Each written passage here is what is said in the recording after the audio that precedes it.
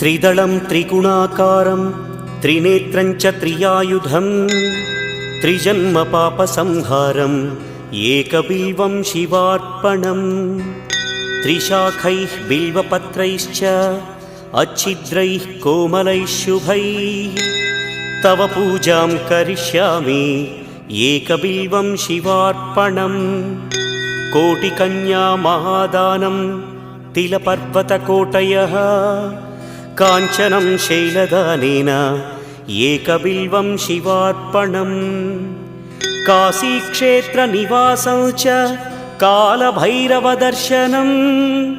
प्रयागे माधवं दृष्ट्वा एकबिल्वं शिवार्पणम्